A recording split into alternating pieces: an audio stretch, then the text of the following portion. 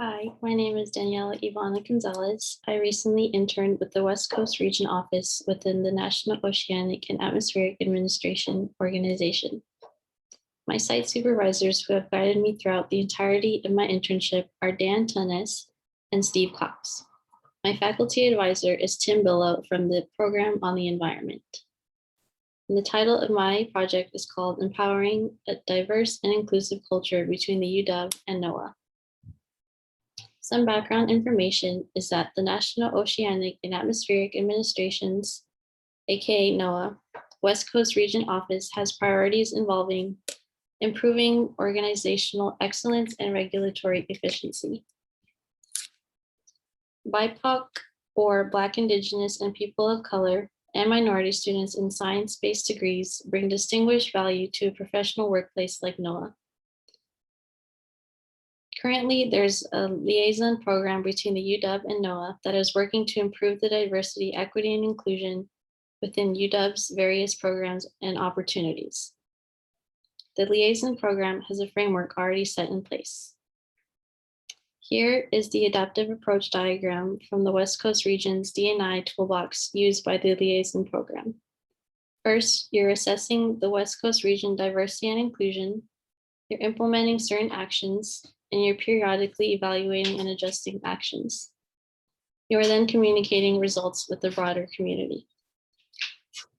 In this project, my methods were interning virtually with NOAA's West Coast Region to synthesize multiple diversity, equity, and inclusion programs and opportunities into a catalog document.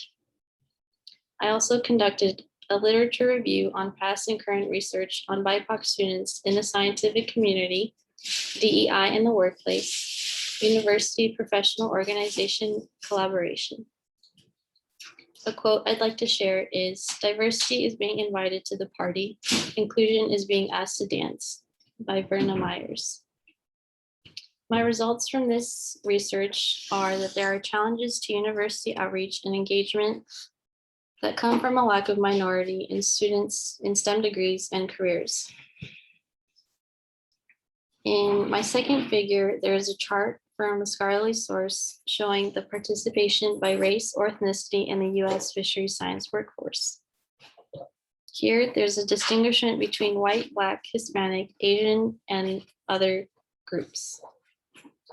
Opportunities and programs are listed in the UW DEI catalog, which allows these students to be seen by NOAA for hiring and recruitment. There are internships primarily for undergrads listed, scholarships, fellowships, schools at the UW with DEI units, for example, SNEA and POE, Program on the Environment. And there are also various offices specifically for underrepresented ethnic minorities.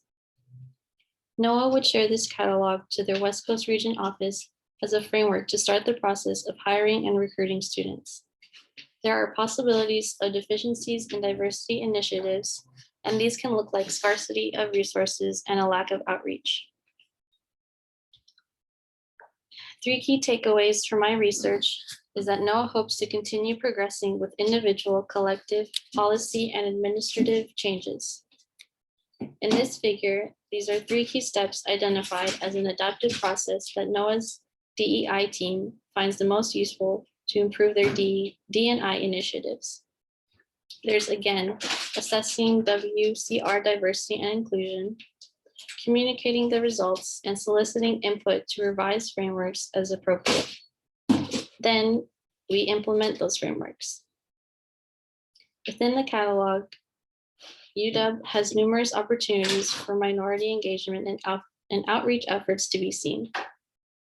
My final DEI catalog will provide engagement and spaces for BIPOC students to be hired and recruited by NOAA.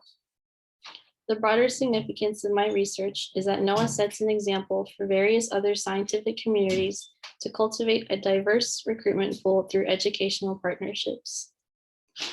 Diversity management should be emphasized in professional workplaces. And racially and ethnically diverse individuals would bring valuable ideas and perspectives to companies and organizations.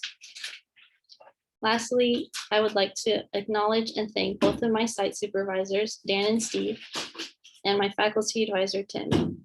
I definitely would also like to give a shout out to my fellow cohort.